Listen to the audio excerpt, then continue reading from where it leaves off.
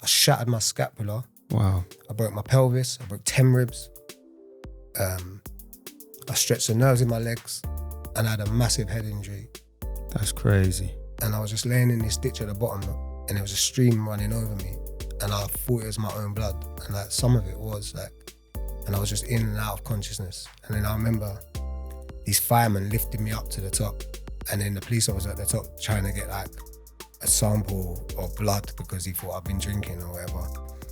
And then I woke up in hospital, and I'd been in a coma I was put into a coma in hospital, and I was in there for like 2 weeks. And then when I came out of the coma, it just stunk like rotten flesh. And then I looked to my right, and the arm was there, and it was in like scaffolding. And it just stunk, and I don't think it was ever gonna survive. I think they just didn't want me to come out of a coma without it.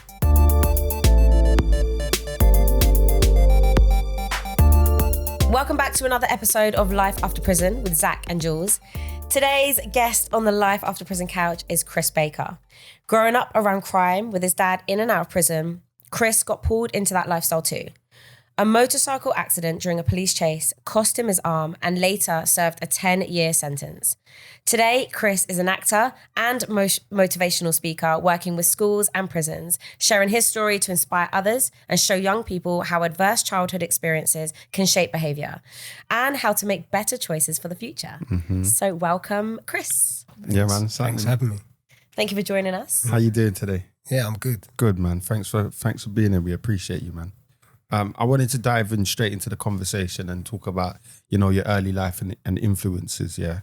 So I wanted you to talk us through what it's like to have a parent go to prison and how that affects you. It's the context of how I learned. It was like when I was young, I was at home, and my childhood was like, there's a contrast between it. It was okay with my mum. We'd go to my nan's at the weekend. And like my nan had more money than us, and I'd enjoy going there because she had everything. Like she had more money, and not just that, but like she had more present, more time to spend. So weekends I'd go there, and then when I'm at home with my mum, it was like a bit less, but still the same love. And then my dad, he wasn't really there. I don't really remember him. Okay. And then he come about. And then he just disappeared again. Okay. And it's when I found out, that's when it impacted me, because it's like I was sitting at home watching Fresh Prince with my mum. As you do, yeah. Yeah, and the old one, not this new one that's like that. Yeah. And then my mum's like, put the news on, and I'm like arguing, getting angry, like, no, I don't want to put the news on. And then I found out on there that he's gone to prison and he's got 3 life sentences, and that he's not going to be back. And he's always told me that the police are the bullies, and like, so instantly I had this, I suppose, a grievance with the police. How old were you at this time? 10. Okay, wow. So like finding out like that, it was impactful, because instantly I feel like that's probably when the innocence went, and it was the shame took over, and yeah, like it was, so finding out like that it was hard. And then growing up without him there, you feel like you got to take over the role of the man, and it's like, it was a difficult way to learn, I think. How did the community respond to like your dad's actions or your dad going to prison? Not very well. I remember getting ready for school, and me and my mum, like not long after, about a week after. Okay. And I'm getting ready, and we used to walk to the primary school, only up the road from us, and we're getting ready, and then as I was ready, we're leaving, and then we walked out the door, and there was just untold rubbish on the doorstep. Wow. Bin bags, and like poured out, just empty. And it just stunk. And then my mum's like getting emotional. And I just remember thinking, is this the judgment? And at the time I didn't really know what it was. I just knew this is a new behaviour since he'd been gone and since he'd been on the news. And so in hindsight now, I know that was because of him and his behaviour, and people wasn't like, they didn't really respect him or what he's done. And that he ain't about to take it out, and so we got the brunt of it. Yeah. I feel like at 10 to hear 3 life sentences for your dad, that's a lot to take on. Yeah, and I didn't even know at that time what it really meant. I was going to say, what does a 10-year-old think about that? I just was like, right, cool, put Fresh Prince back on. Like, I hear you. But it hit me after as I got a bit older, but I didn't really know. My mum just said, he ain't going to be about for at least 15 years because the life sentence was 15 different. Yeah, it was then. different. And Yeah. once I started secondary school and I started to understand what it was, and that he wasn't coming back, and I had this, like I said, I had this grievance with the police, like they'd done me wrong, and then from then on, like my behaviour was just a lot of negativity. Like I was angry at authority, so school, I wasn't really listening, acting up, being disobedient. I feel like a lot of shame and anger was just coming out, and it was projected onto the teachers, even my mum at sometimes, and my behaviour wasn't great. Yeah, what did you, like, what happened, like, when you were at school, and what kind of trouble did you get into outside of school as well? So at first in school, it would just be like arguing with the teachers, getting chucked out, fighting with other like pupils. And then I ended up getting chucked. I went to one school in Enfield, then I got chucked out of that, and I ended up doing another school in Hertfordshire where my cousin was living at the time. Didn't last long there. So it was just, again, being disobedient, answering back, not really paying attention. And I felt like a lot of the way that they teach was quite triggering. I don't know, like shouting and all this. And for me, that used to just like bring up negative Yeah, straight away emotions. you're going to be defensive, innit? So you're going to defend yourself, and it's schools, man. It also feels quite targeted, like at schools. They don't mean to, but they single people out, and they pick like. I think sometimes they know what it is. Listen, we're all humans at the end of the day. Yeah. You know what I mean? We know how it gets, but like, you have to like think of the person, but they don't. It's not really a person approach. It's a whole classroom thing, innit? Rather than individuals. You know what I'm saying? I ended up getting chucked out of a few schools. Then I suppose like with the crime thing, it was more like started petty, like stealing out of shops and things like that. Then I got into drug dealing and like selling drugs and things like that. And then violence normally comes along with that. And it started escalating as I got older and the people I was around, and it just become normal, I suppose. So where did prison come into this? Prison didn't come in till I was like 20 years old, I think, the first time. So, and that was only like a 12-week sentence. And I remember getting on the sweatbox, and it's like daunting, isn't it? Like you're in that, the door's shut and you're in that box, and then you're going to prison, and you turn up at this gate and you're on your ones, and you don't know, it's the unknown. You don't know who you're going to see that you don't get on with outside. And once you get in, it wasn't as bad as I thought it was going to be in a sense, but going there was quite scary. And it was 6 weeks. I'd done 6. It went really quick actually in the end. Initially it didn't, but once you get into it, it went quite quick. And so how many times have you been? I couldn't even tell you. That's as bad as that is. Okay. Because I've been remanded a few different times. So I've been remanded. I used to get remanded every time you get arrested or charged. You ain't getting bail. Yeah. Okay. As soon as you've been to prison, you normally just get remanded. 9 times out of 10. So like 3 or 4 times for that. I've had that sentence I had a 15-month sentence, and then I got this one. Then I was recalled once. So about 5 or 6 times. So were these all for similar stuff? Yeah, kind of. The crimes escalated after I lost my arm, because I feel like I was in a position where I was more vulnerable with one arm. So the crimes would escalate. I don't know if it was the show that I wasn't, or I don't know, but in the connection of the crimes, what he was asking, that they got more serious after I lost my arm, which is crazy to think about. Can you tell us how you lost your arm? Yeah, so like in 2008, just come out of the 6-week sentence, about a year, 6 months I think I was out, and I was on a blue Yamaha R6. Now this bike had like 4 exhausts. It was rapid, well quick. That's rapid. Honestly, and I went to meet someone to do a deal, and I've dropped them off the drugs, and then as I pulled off, the police come behind me with the sirens on, and I was like, dropped a gear, shot off up the high road. I was doing like 100 miles an hour on Cheshunt High Road, and then come to the bend, the bike started snaking, and it just catapulted me flying through the air. Wow. And the helmet went one way, and the bike went another way. total different ways. Ooh. And then I just went through this wooden fence, like 4-inch by 4-inch slats, and my arm took the impact. And then I went down into a ditch, 16 feet below the ground. And I remember looking up at this police officer, and I'm still trying to get away from him.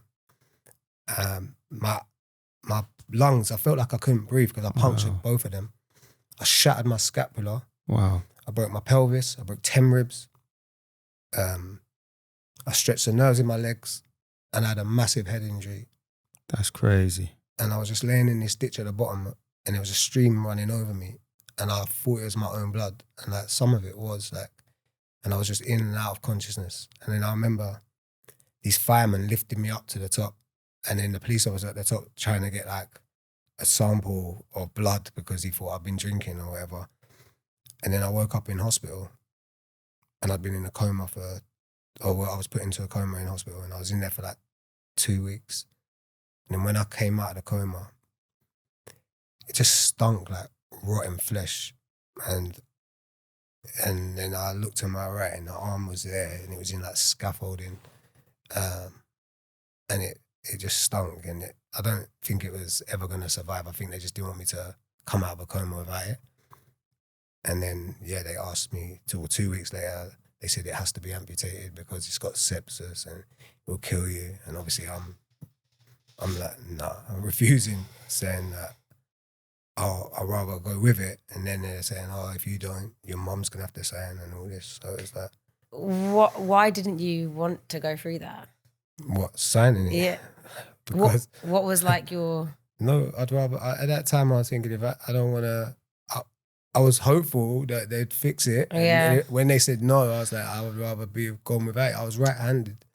And then they're saying my mum, and then my mum's like saying, I don't want to sign, and crying. And it was just like... So intense. How old were you?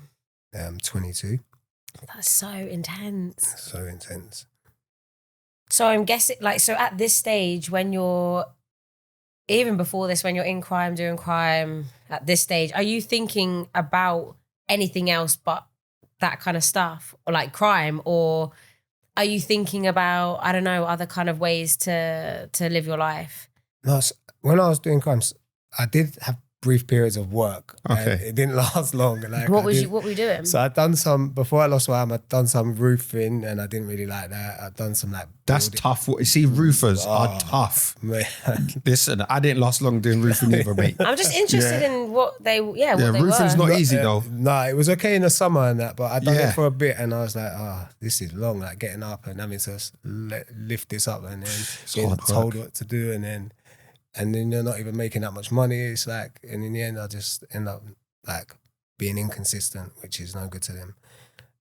But I was never really thinking about doing something else, if in that sense, really, no. So at 22, like having gone through this and going through this, what is that like for you and for your like identity and moving forward? And I know you mentioned they got tougher on you as well. Can you talk us through that? So, yeah, when that happened, I still had to go to court for it. And I remember the judge, he was looking at me, he's like, I can't punish you more than you punish yourself, so I'm not going to give you no punishment. I'm just going to give you a year probation. And if you feel like you want to go there, then go there and speak to them, and hopefully they can help you. But yeah, so I went there. And then after, I didn't really come out. It's just... I was sitting in my house a lot, depressed, feeling sorry for myself, like angry, I suppose, insecure. I had a prosthetic arm that I'd only go out occasionally with that on, and that was uncomfortable. And then that would sometimes, if I'm walking and it's hot, it would slide off, and then you've got a whole different situation going on where your prosthetic arm's sliding off, and you're feeling, and it's just an emotional roller coaster. Like, but I didn't like being without it because I felt so uncomfortable, and yeah, it was just a real battle in that sense. And I didn't think about crime or what I was going to go back into at that time. I didn't really see past the day as such. I didn't have any clear idea of where or what I was going to do. I wasn't really full of much hope at that time, I suppose. What does it do for your outlook on life? Yeah, I felt very down, like I didn't want to be alive, and I was very, like, I felt like at the time I used to be thinking in my head. And a lot with my family, like, oh, I'm here because my mum wanted me to be, more so like I didn't want her to have to sign, but I would have, at that time I was thinking I would have rather been gone with the arm. Do you know what I mean?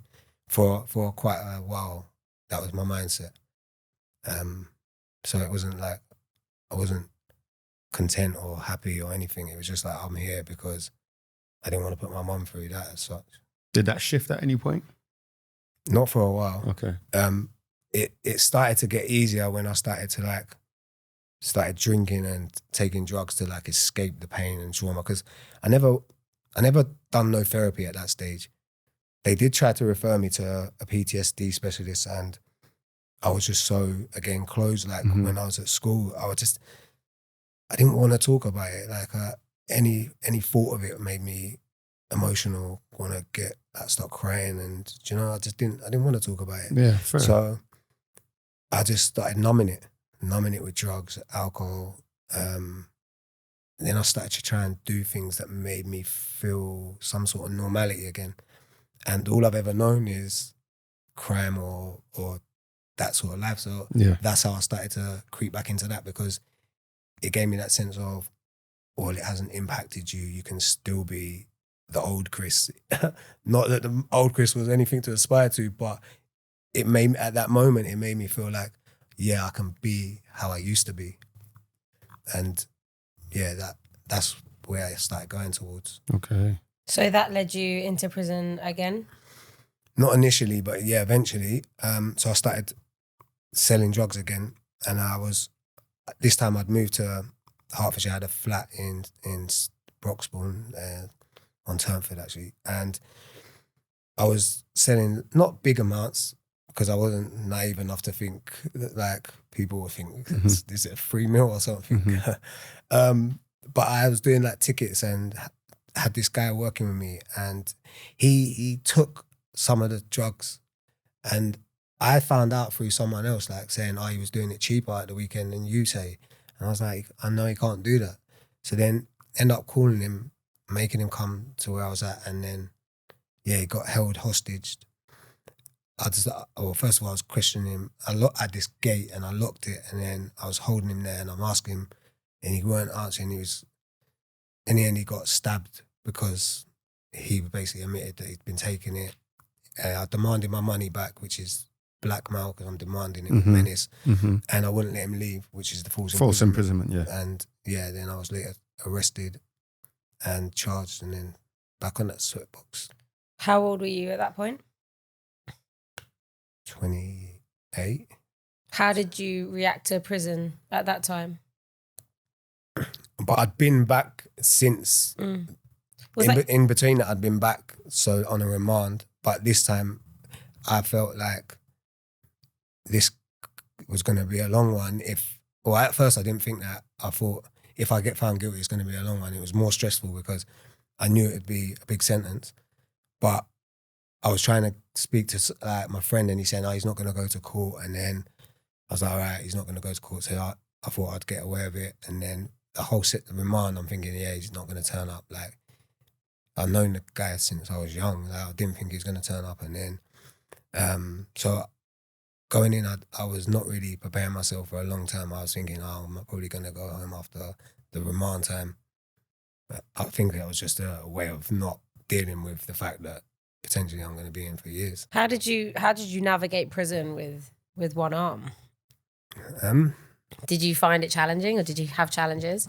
Yeah, no, it's hard. It's definitely hard, because at first they didn't really help me in any way. So like, if you can't do something and you bang behind your door, you know what it's like. Once bang up's locked, they don't care. Nothing's happening. So they wouldn't really give me no support or anything like that. So things could be hard, like opening tins or something. You know, if you want to eat a tuna and noodles at night, of course, you can't. It's a myth for me to open it with a tin opener, and then so I'd be there not being able to do them sort of things, and I'd just swallow it for time and just get on with it. And then I found, like, what I found out is people say to me, you know, you got some rights with your disability, like, these rights, you should read the PSIs. And later on, I started to look at this, and they have to put things in place for things to make reasonable adjustments. I didn't know that. For years, I was just swallowing it. And once I knew that, they're giving me electric tin openers and they're doing this because it's in line with, they have to make reasonable adjustments. Isn't that crazy? But that's mad that no officer thought, let me tell him that this is what we're supposed to do. Yeah, no, that's so bad. No, you're supposed to have an assessment like an OT, but it wasn't until I got to Loudon Grange where they're used to having people in there for a long time and things start. But I'm talking local remands. Yeah. They ain't you know, it's like they ain't got time for that. They're like, just get behind your door, I want to go home. Like, Why they send you to Loudon on this sentence? Yeah, they sent me to Loudon on that sentence, yeah. How long did you get? I got a 10.5 EDS. So with EDS, is that this probation's extended? Yeah, a 3-year license extended, yeah. Okay. It ends soon. Okay, so you're nearly done. Well done, man. Been going on for ages. Well done, man. What about fitness in gym, in prison? Yeah. How did that go? I never got into, at first I was not into fitness at all. I used to just emotionally eat. So majority of the sentence, I would just bang up and eat a whole slab of chocolate and just eat junk food the whole time. A lot of people do that. I mean, we all I'm do guilty that. I'm not of gonna that. lie. We Seriously. all do. It's binging. I binge, definitely. Yeah. You had toasters in Loudon, so you just banging bagels and all these sort of things are getting eaten. Yeah. And then I done some therapy and then I started to work on my sentence plan. I didn't even know what an Oasis was. I was about 3 years into the sentence. Wow, with no Oasis? Or I didn't know what it was. Okay. I had one. Okay. And this lifer said to me, like, you've just had your sentence reduced. You should look at, like, your Oasis and get to DCAT because you can go, like, quickly go to through the DCAT system, because you've just had your sentence reduced. So I started to do the sentence plan, play the game, and then I was working on that. And I think when I ripped my life down and that, I was like, that gave me a different perspective. And then I got to open prison in the end. And that's when I like started to get into fitness. Okay. And I despised it. Like everyone was doing it. And they're like, how you come in here, right? And this is my friends from road. They're like, how you come in and you're fatter than when you come in? Like, and you lay down for 3 years so far and you ain't even got into shape. Like, what are you gonna get out of this? And I was like, you can't go home. Friends can be honest but brutal at the same time. Exactly. Like, you're never gonna get this time back. But if you get healthy, then at least you can like might get a little bit longer in the end of your life. And I was like, and then I was kind of like got in with them and they're all training hard. And I was like, all right. And I hated it. I despised it. But I kept doing it. And I was just running. Well, at first I was running around Ford and I weren't running for long. I was like running, walking. Okay. And then in the end I was doing like 5Ks Laps. and it's like Wow. got to 10 and I lost like 5 stone. And then I started going to gym to build muscle after I lost weight. And yeah, and then after that I felt it's been a part of my life ever since. So how do you navigate like weight training with one arm? I'm really interested. Like, do you find it easy now or is it challenging still? Like what?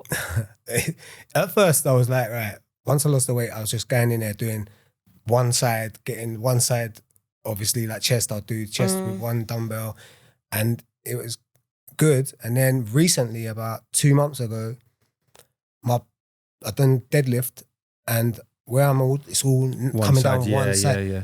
I got my back sank, I heard something go in it and I was like, rah, I couldn't move and I was like, had to literally get the guy to put the weights away and walk to the car and I was in agony. Wow. And I thought I didn't know what it was. So I went to this hospital that I go to and he said, I think you've like pinched the nerve when like you've moved your vertebrae and pinched the nerve and you've had a spasm. He's like, but what I can see is that your spine's starting to curve where you're doing so much on one side. And I was like, oh, he's like, you need to start doing equal movements. And I'd never been doing equal movements. And so now I do equal movements on training. So I won't do nothing like deadlift one side. So I use bands and I'll tie that around the bench at the bottom and put it here. And do you know what I mean? Okay, so you can everything now you can work the other side of the chest. Yeah. And the other side of the back. I only do what I can do with equal movement now because of the spine was curving and he's like, this is not good. This is going to cause you more problems. So you need to build the other side up as much as possible and don't do nothing.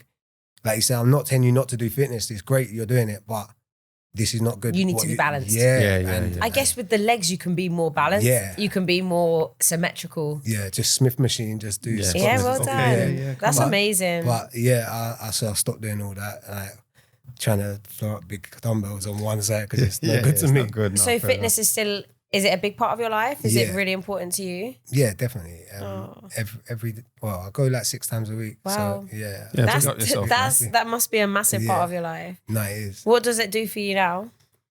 I feel like it kind of cultivated discipline in a sense because, like I said, I despised it at first, but I was doing it to lose the weight, and then keep doing something you don't like for the goal is kind of discipline in a sense. That is isn't it? discipline. And it made me like do things that I don't like doing just for the goal, and I just kept doing it. But now it's become something I actually like. So That's good. Listen, bro, I've been training for years. Yeah, Struggling, you can give him some motivation. I don't like it anymore. I'm in that. I despise it. I do it because I know you got to do it. Yeah. But I don't like it anymore. Oh. I'm trying to find my love for it again. You know what I mean? And there's this quote that my boy sent me, that Mike Tyson. He said, "Discipline is doing something you hate to do, but doing it like you love it. That's discipline." I love it. So Yeah, I don't hear know. you. So yeah, I'm trying to find the discipline. Sounded like your boy was Mike Tyson. Right. I was like, oh, I didn't know this. Chris, I wanted to just take it back to a question quickly because I know you haven't always had nice comments from people about your arm, and for me, it's quite emotional. But what have those like comments been around and about? Yeah, people ain't always nice. Like even in prison, when you just ask, actually, like Yeah. people would be calm and not be like say things like to you. They might make a joke, but they'd be like in a banterish way, but Okay. not like to the extent where it's like, Not rude. trying to personally attack. Okay. But I remember I was on a recall and this officer, I'm with my friend and I always have it like this, yeah? And this officer, and he's a SO now, and he was like, pulled it and he went, pulled this and went, he's armless. And I looked at him, and these times I'm on a recall, so You can't get. I have to go in front of a parole to get home. So I can't say what I want. Yeah. And also, like I said to you about the PSIs, I'd learned a lot about it, and I was like, cool. And there was someone there with me, and I was like, Do you see that? Yeah. I said, funny that, innit? And no one's laughing, though. And he was like, I think he knew then. And I was like, is that what the mindset is? Because if senior officers think that's acceptable, Mm-hmm. what do other people really Yeah. think? Do you know what I mean? Like if you're a management or like you're the person I'm supposed to come to if I got issues on the wing, like apparently, Yeah. and you think it's cool to just do that in front of people, it just shows the culture, innit? It shows the mindset of what the officers are thinking, or not all of them, I can't say, but do you know what I mean? Like, it was like, but in the end, he had to come back because obviously I put a complaint about him. That's right. And then he had to come back and he had to come and say sorry, and he had to do training. I don't know if he lost his thing, but I wasn't really bothered in the end of taking it too far. I just wanted to. Yeah, feel the consequence of that. 100%. I just think if it was a different way, you could have handled it in a different way. Do you get what I'm saying? So I'm glad you went down that route. But also, I don't know him, and like it's not like you're an officer. Like you're kind of setting a precedent of what if you can do it. Does that mean that inmates can do it? And the worst thing about it is even the people on the wing that got it locked off, they wouldn't even do that sort of that sort of stuff. No, you're good.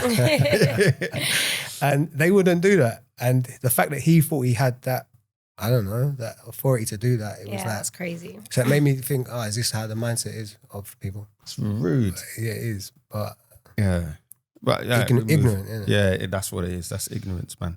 And not everyone's like that, but you get people like that. But also I was a lot further down the road than I was when I was doing all this stupidness. So Fair. anger come up, but it didn't have to be. You didn't dealt have with to act upon the anger. aggression. Yeah. Do you know what I mean? No, that's good, man. That shows that there was a shift. There was a shift happening. You mentioned about recall. Yeah. Talk to us about recall and how you got recalled. So after I got out of that 5-year, 1-month sentence, I moved away. I knew what I wanted to do. I wanted to help people with my story. And And I ended up going to some party, just come off of a tracker for 6 months. Oh, you was on tag, yeah? Tracker, yeah. So how old are you now? Oh, with the GPS. 33? No. No, When this stage. When I got out, so I got out at 35. Okay. So I got out on the parole, got out, and I was at some party after 6 months after being off a tracker. Like about the first 2 weeks of coming off that track, I went to a party and there was this guy that I'd known from years before, but he was all wavy, drunk, and basically I gave him a lift back, and he was making up some allegation saying that I was pointing a gun at him and forced him to get in the car, and I laughed because I went into this interview room. I got arrested for it. They come in, arrested me at gunpoint. I was in a hotel at the time, and I went into this interview. And it was the only time in my life I've not had a solicitor and hid behind them, because I ain't got nothing to hide. I had nothing to hide from this time. I got in and he said to me, yeah, apparently he's putting the allegation to me. I'm saying, so I'm driving a car, holding a gun like this. I said, how was I steering the car with my teeth? Like, come on, like, on the serious what one, am I doing? Like, how am I doing that? Like, and he's like, he started laughing, and I'm like, I said, I went to this place and they'd already cell-sighted my phone. Yeah. And then so it checks out. So everything checks everywhere out, I said I was before and prior to that, it checked out, and they said, okay, what he done though, the police officer, he rang up my probation officer and he said, I've got Chris here for kidnap with a firearm and just come off a tracker. They was like, risk straight recall. And then I was in prison for about 6 weeks, and they said we're going to NFA it. So I never got charged with anything. But just the allegation alone sent you back. And then it took 13 months to get out. 13 months? 13? Yeah, 13 Wow. 30, so another year and a month when not doing anything. But this is what it's like. Yeah, that's so bad. Yeah, but I'm not the only person. There's loads but untold people in that Believe position. me, bro. It's just frustrating.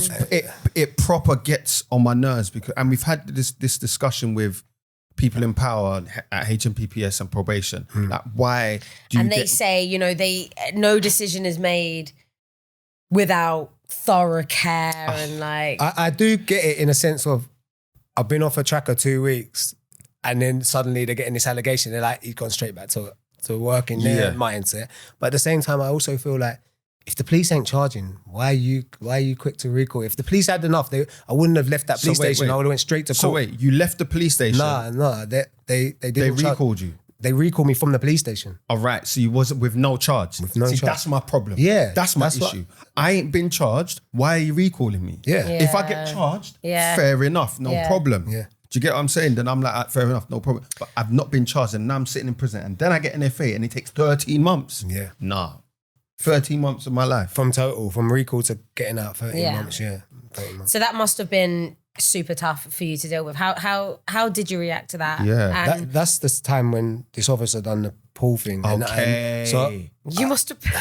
Wow, you must have been very far in your journey to not react. You also... to that. as soon as I got in, I was like obviously down. Then they sent me to High Down. Okay. Put me on House Block 5. And I was all right. Like apparently it's a rough wing, but it was all right. It was cool. But I was more bothered the fact that you can't get a parole. People you're hearing people on the wing saying, well, I've been waiting for parole for X, Y, Z.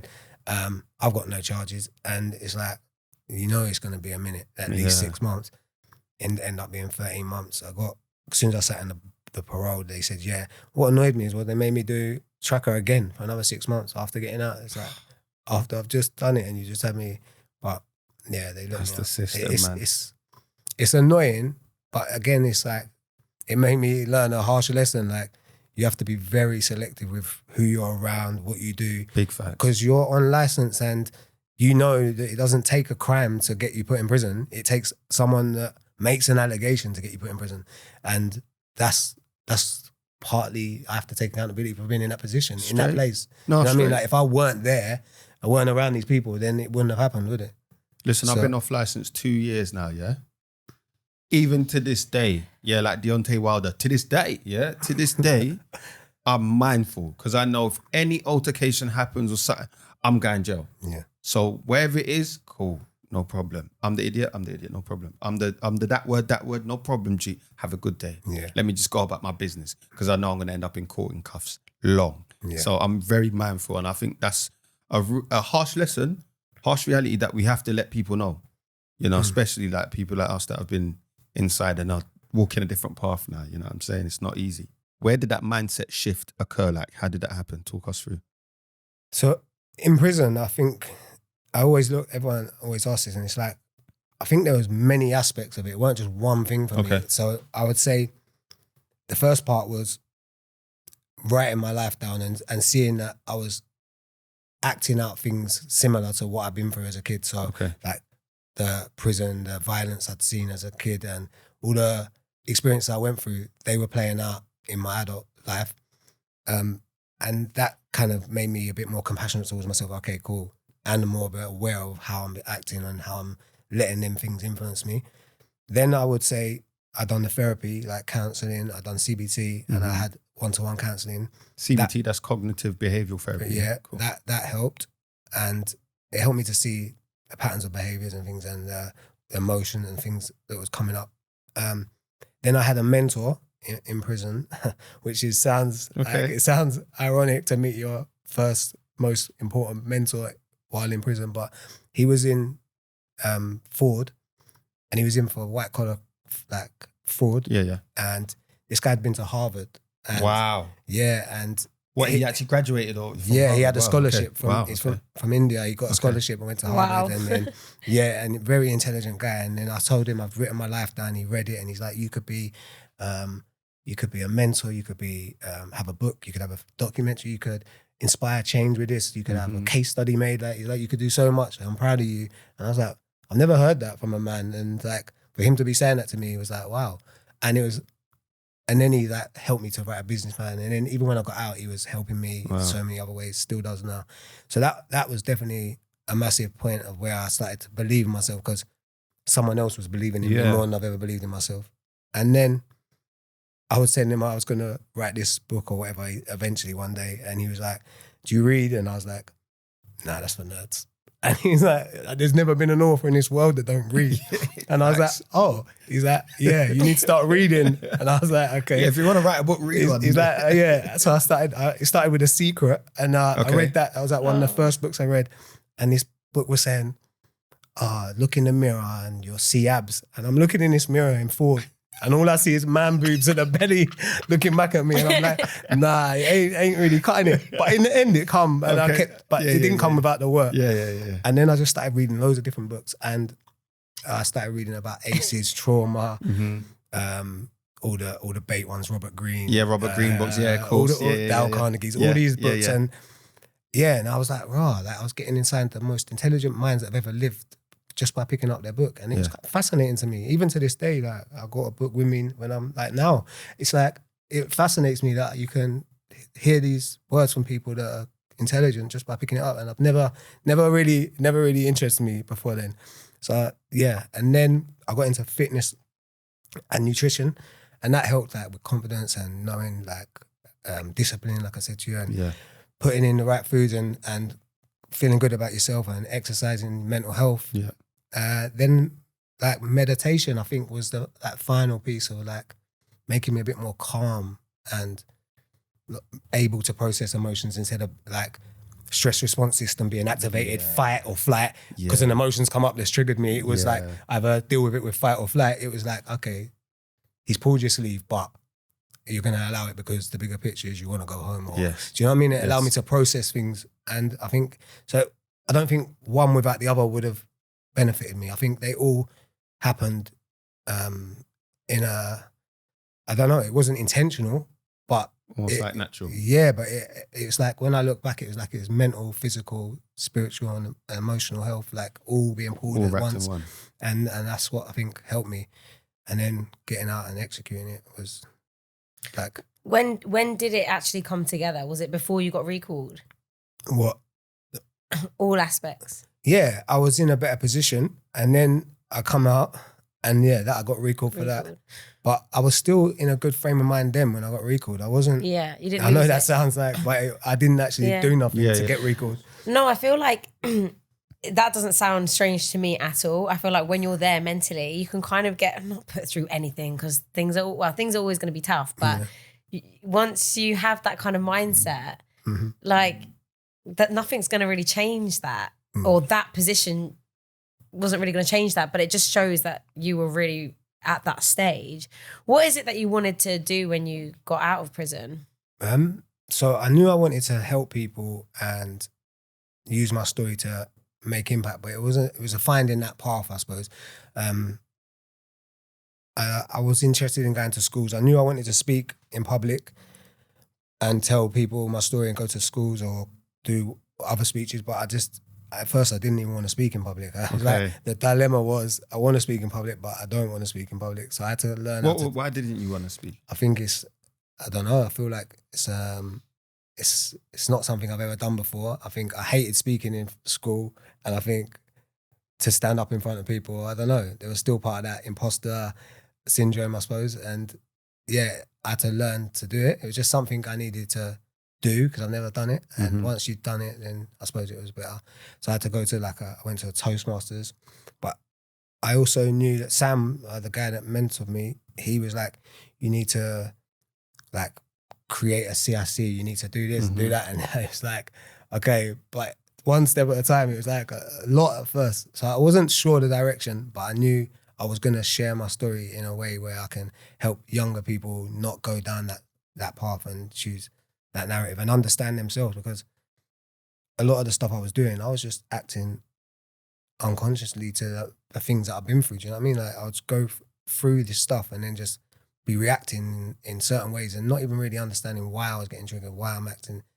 And I think sharing that can show people in their own narratives, like, is that why? Do you know what I mean? Is that why I do that? Is that what happened with me? They could take the lessons. Yeah. And yeah, so it was unclear at first, but it's become more clear as I've gone along. What did that do for you in your life after prison? Yeah, it helped me to believe in myself and see that you can be successful, or you can go on to create a success of yourself regardless of going to prison.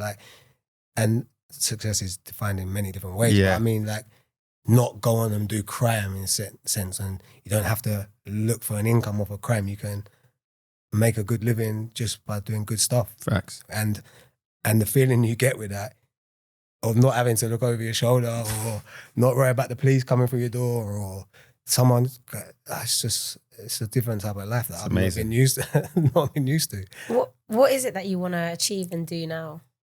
I suppose to help as many people that have gone through adverse child experiences or poor beginnings or whatever, misfortune at an early age, not go into that life of crime and believe in themselves, how Sam helped me to believe in myself and forge careers for themselves in a positive life. Because I feel often we kind of glamorize this road life, which is definitely not glamorous. And it often comes from me, it was like coming from low self-worth, low self-esteem, and seeing the adults that I was around doing that stuff and believing in it, that's the only option. And it's really not.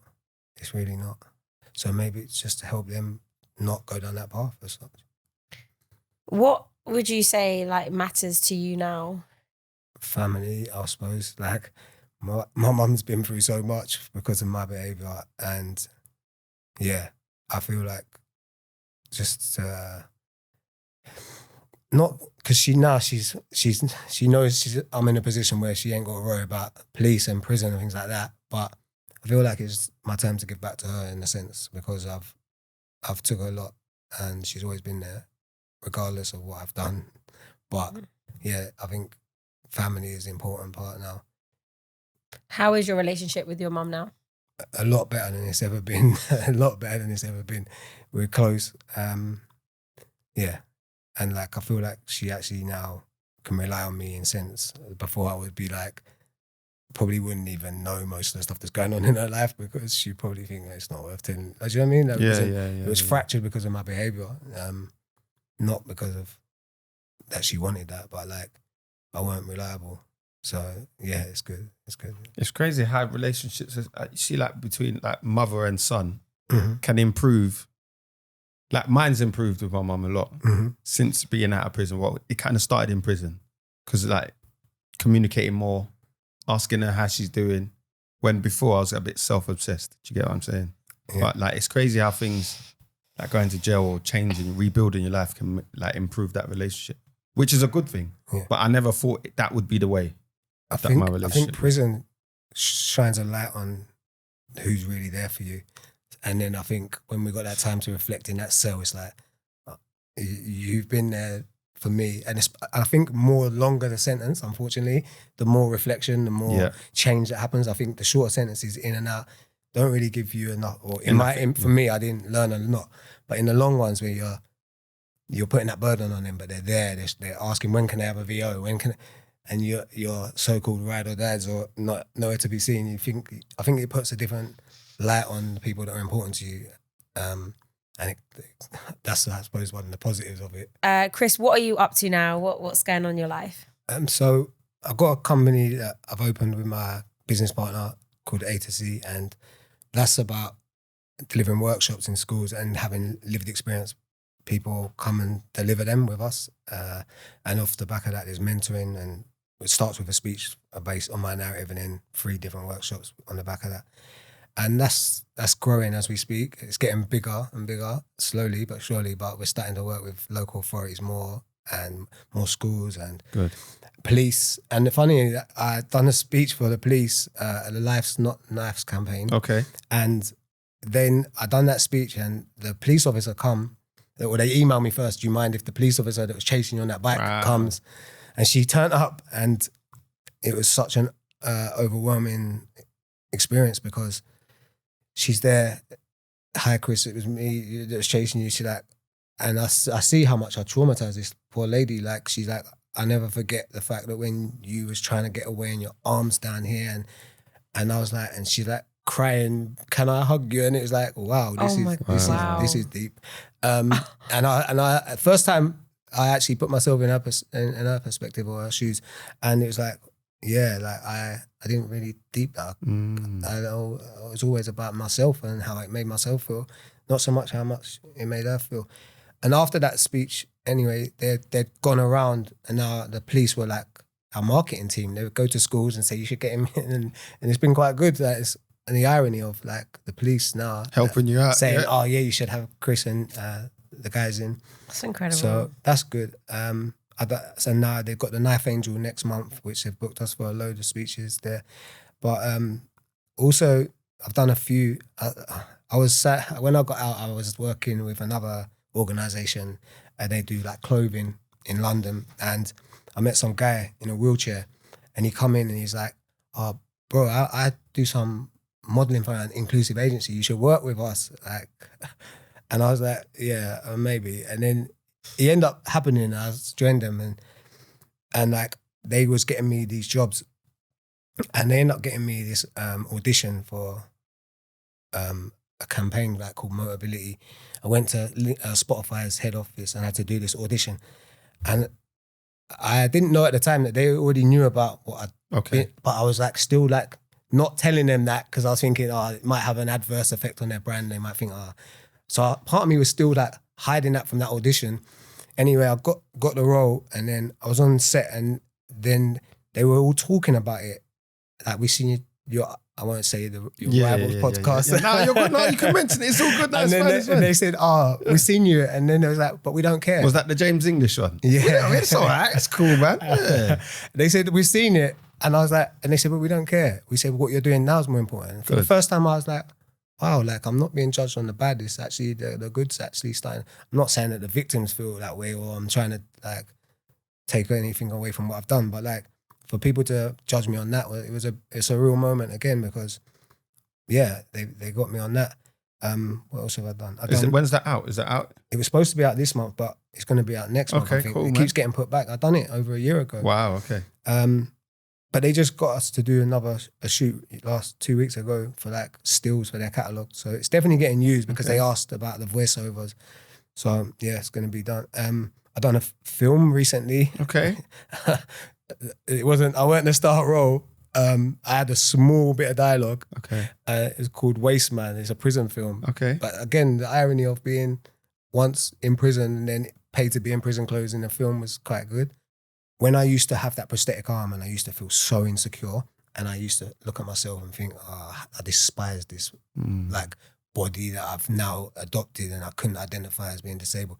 It was like there was never really anyone on. You don't like see many people looking like me on TV or these things, and it was like when they asked me to do that, the opportunity to then maybe empower or inspire people to feel more confident in their skin despite their thing was what drew me into that. Not that I want to be famous or model. I respect that. Like, I respect that. It's like, maybe if there was more people that looked like me at that time on things like that, you might feel more confident. I don't know. No, that's nice, man. That's nice. It's all coming from the same place. Right. Do you know what I mean? Of why you do things, and that's it's really nice to hear. You're doing great work. You're doing amazing, and thank you for sharing it all with us today. I appreciate you, man. One thing we do at Life After Prison is to, spotlight an organization that can support people either inside or in their life after prison. And I wanted to ask, is there any organizations or an organization that supported you, or one that you'd like to highlight for those listening? There's, I would say Cursor Arts, because when I was in prison in Ford, I went to a talk and it was done by the CEO or the former CEO of Cursor, and she come to Ford and done a speech. And then I went in myself and I wrote a letter, asked him, can I work there? And they writ back to, no problem. So then I went to the outreach work team and said, look, I've got this spot. You're not currently working with them at the moment. No one's from the prison is working with them. You have worked with them before. Can I go? They liaised, got me in, and went down there, and I was working from prison for like 7 months, 7.5 months, going from Brighton to East Acton every day. Wow. And and when I went there, first of all, they're like really, they're really, it's gonna sound mad, but they're really kind people. And for me, it was very uncomfortable. I've been in prison like 3.5, 4 years or whatever it was. And I was like, I said to the director, I said, excuse me, Sarah. I said, like, why are you lot always like it makes me feel like you're after something. They're like, she's like, what? And I was like, yeah, man, it's like uncomfortable for me. And she was laughing. I was like, because it is like, I'm not, there's normally an ulterior motive. Like, what's going on here? Like, and they were just nice. And they really helped me to like be more trusting in people, and actually not everyone's here to gain something from you. Something. And then when I got released, they got me a mentor. They even paid another time for like a TEDx trainer, speaking trainer. So they done a lot for me. I would say them. And I've seen the impact of their work in prison when people are entering their arts and craft competition, and then they're getting everyone gets a piece of handwritten feedback and certificate, and they're like running around the wing saying, oh look, I've come second, or I've got a £50 prize. And it's like, that's what it's about. Like making them feel better about themselves. Have you done a TEDx? No, I haven't. On the cards? I did apply for one, but I didn't get it, unfortunately. We'll see you on there soon. Maybe. See you on there soon. Cool, man. Thanks for that. So big up, that's Cursor Arts, yeah? So I'm going to mention a couple more, Chris. There's Key for Life, who support young men in prison and those at risk of entering prison through mentoring, therapy, and employability training. So that's Key for Life. There's also Spark Inside, a charity that uses coaching in prison to inspire rehabilitation and personal growth among young people. So check them out. That's Spark for Life. So what we like to do on Life After Prison also, is interact with our people on social media, our supporters, our followers. And what we did is we asked them a question before you came on, So we asked our people, what are you doing for yourself that brings you joy? So I'm going to ask you that, Chris. What are you doing for yourself that brings you joy? Before I get into our responses from our people. I would say fitness, like that's for myself, and that brings me joy. That's the main thing I would say that I do that is the most joy for me. That's more than fair. What about you, Jules? Just thinking, because mine's fitness too. It is. That's all right. It could be fitness. It's okay. But also, I love walking and listening to music. Okay. Music really sends me just into the zone I'm in, and I will listen to it whatever mood I'm in. And I've realized lately how much I love it. Okay. Yeah. What music? Like different kind. Yeah. Are you delving into different music? I try to delve into different, but like understanding what that emotion is for me. Okay. And feeling it. Ooh, Feeling it. All right. Okay, go on, you, Zach. Listen, it's a bit nerdy, yeah, but I'm getting into anime. Okay. I'm getting into anime, bro. You like it? There's some animes that's like, yo, this is serious stuff. Some's a bit far-fetched, but some decent, I can't lie. Yeah, I mean, Yeah. there's some anime lovers out there. They are. And I've never got into it. Before, don't get me wrong, before I used to think, what's this anime? I used to watch Dragon Ball Z, like the typical. You're talking to a non-anime person Dragon right Ball now? Z is Yeah, like I was gonna starter say, pack.